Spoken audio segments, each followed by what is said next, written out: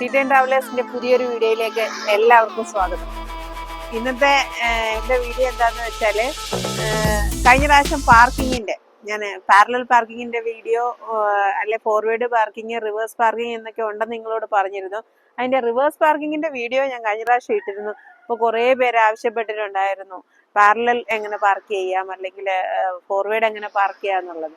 അപ്പൊ ഇന്നിപ്പോ ഞങ്ങൾ പോകുന്ന വഴി റോഡിൽ നോക്കിയപ്പോ അങ്ങനെ നോക്കി വന്ന് നമുക്ക് വീഡിയോ എടുക്കാൻ പറ്റിയേ വേണം. അന്ന് ഞാൻ മാളിലാണ് നിന്നിട്ടാണ് എടുത്തത്. അത് നമുക്ക് കുഴപ്പമില്ല, കുറച്ചുകൂടെ ഫ്രീ ആയിട്ട് എടുക്കാൻ പറ്റും. പക്ഷെ റോഡിലാകുമ്പം പല രീതിയിൽ നമ്മൾ ശ്രദ്ധിക്കണം. കാരണം വീഡിയോ എടുക്കുന്നത് കൊണ്ട്, കാരണം നിങ്ങളുടെ അടുത്ത് പറഞ്ഞു വരാനുള്ള ഒരു സമയം സാവകാശം നമുക്ക് കിട്ടണമല്ലോ. അപ്പൊ ഇങ്ങനെ വന്നപ്പോ ഇവിടെ ഇങ്ങനെ ഒരു കാറും ബസ്സും കിടക്കുന്നതാണ്. എന്റെ ഇടയ്ക്ക് എങ്ങനെ നമുക്ക് പാർക്ക് ചെയ്യാന്നുള്ളതാണ്. അപ്പം ഫസ്റ്റ് ഓഫ് ഓൾ എനിക്ക് പറയാനുള്ളത്, നിങ്ങൾ പാർക്കിങ്ങിന് ഏത് പാർക്കിംഗ് ആയിക്കോട്ടെ, ഇപ്പം പാരലൽ പാർക്കിംഗ് ആണെങ്കിൽ പ്രധാനമായിട്ട് ശ്രദ്ധിക്കേണ്ടത്, ഞാൻ പറഞ്ഞ ഒരു വണ്ടിയുടെ വലിപ്പം നിങ്ങളുടെ മനസ്സിൽ ഓർമ്മ കാണുമല്ലോ. അപ്പം നമ്മുടെ വണ്ടിയുടെ വലിപ്പത്തെക്കാട്ടില് ഒരു 1.5 ഇരട്ടി എന്ന് വെച്ചാൽ ഈ വലിപ്പവും അത് കഴിഞ്ഞ് അതിന്റെ ഒരു ഹാഫും കൂടെ ഡിസ്റ്റൻസ് സ്പേസ് ഉള്ളിടത്തേ നമുക്ക് ഈ വണ്ടി നല്ല രീതിയിൽ പാരലലിൽ പാർക്ക് ചെയ്യാൻ പറ്റത്തുള്ളൂ. അപ്പൊ അത് നിങ്ങൾ എപ്പോഴും ശ്രദ്ധിക്കണം. അതുപോലെ തന്നെ ഒറ്റ സ്ട്രെച്ച് അങ്ങനെ കയറി പാർക്ക് ചെയ്യാനും പറ്റില്ല.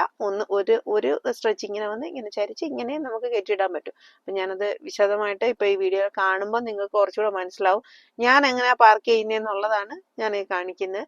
അപ്പൊ നമുക്ക് വീഡിയോയിലോട്ട് പോകാം.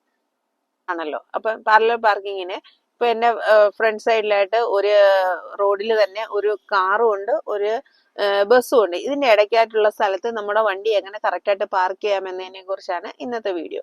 അപ്പം നമുക്ക് തുടങ്ങാം.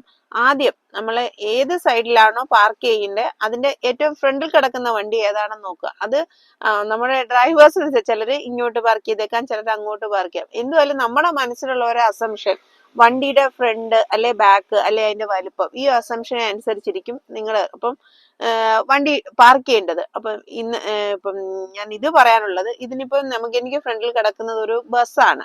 ഒരു കാറാണെങ്കിൽ എനിക്ക് പറയാം ആ കാറിന്റെ മിററിനോട് ചേർന്ന് അല്ലെ ബോണറ്റിനോട് ചേർന്ന് നമ്മുടെ വണ്ടി വരണം, നമ്മുടെ കാർ അങ്ങനെ കൊണ്ടിടണം എന്ന് എനിക്ക് പറയാം.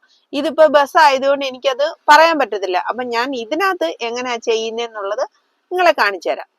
അപ്പൊ ഇതൊരു ലെഫ്റ്റ് സൈഡിൽ കിടക്കുന്ന നമ്മുടെ അതേ വലിപ്പത്തിലുള്ള ഒരു വണ്ടിയാണെന്ന് നമ്മൾ അസ്യൂം ചെയ്യണം. അത് ബസ്സോ ലോറിയോ കാറോ ഏതോ ആയിക്കോട്ടെ. എന്നിട്ട് അത് തമ്മിൽ ഒരു ഏകദേശം ഒരു 50-60 സെന്റിമീറ്റർ ഡിസ്റ്റൻസിൽ പാരലായിട്ട് നമ്മൾ വണ്ടി കൊണ്ടുവന്ന് നിർത്തുന്നു. കണ്ടോ?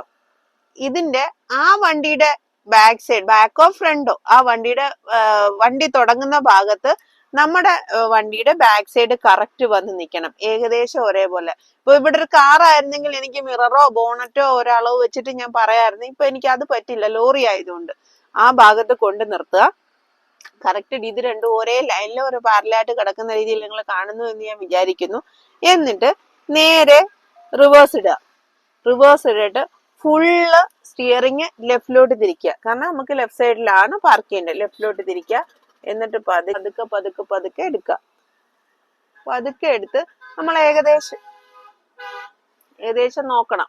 നമ്മൾ കുറച്ച് ഇങ്ങോട്ട് വരുമ്പോ നമ്മുടെ ഏകദേശം കാറിന്റെ പകുതി ഭാഗത്തോളം അവിടോട്ട് കയറി എന്ന് നമുക്കൊരു തോന്നൽ ഏകദേശം വരുമല്ലോ. ആ സ്ഥലത്ത് വെച്ചിട്ട് സ്റ്റിയറിങ് ഫുള്ള് നേരെയാക്കുക.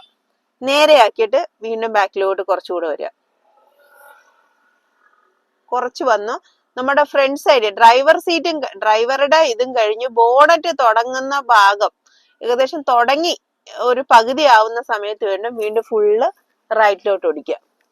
ഫുള്ള് റൈറ്റിലോട്ട് ഓടിച്ചു കഴിഞ്ഞാൽ സുഖമായിട്ട് നമ്മുടെ വണ്ടി ഇങ്ങനെ കേറി, കണ്ടോ, ഇങ്ങനെ വന്ന് നിൽക്കും. കഴിഞ്ഞു, പാർക്കിംഗ് കഴിഞ്ഞു. ഇനി ഇത്രയേ ഉള്ളൂ. സ്റ്റിയറിംഗ് നേരെയാക്കുക,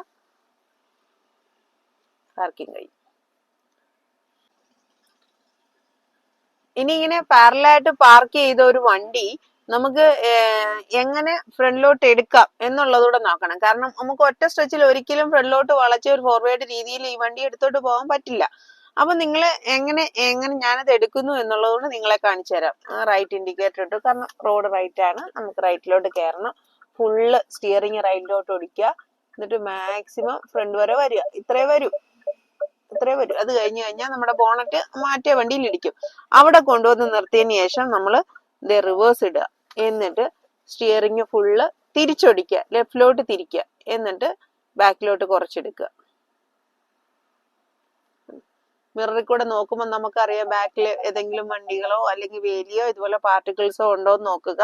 അതിന് അടുത്ത് വരെ വരുമ്പോൾ വണ്ടി നിർത്തുക, വീണ്ടും ഡ്രൈവ് മോഡ് ഇടുക, ഇട്ടിട്ട് ഫസ്റ്റ് ഗിയർ ഇട്ട് വണ്ടി പതുക്കെ റൈറ്റ് ഫുള്ള് ഓടിച്ച് ഇത്രയും കയറുമ്പോൾ മതി. അത്രയും ആകുമ്പോൾ നമ്മൾ വീണ്ടും സ്റ്റിയറിംഗ് നേരെയാക്കി തിരിച്ച് ഈ വണ്ടിയുടെ ഒരു മൂവ്മെന്റ് നോക്കി അത് എവിടെയാണെന്ന് നോക്കി നമ്മൾ വണ്ടി ഫ്രണ്ടിലോട്ട് എടുക്കുക. ഈസി ആയിട്ട് നമുക്ക് എടുക്കാൻ പറ്റും, യാതൊരു പ്രശ്നവും ഇല്ല.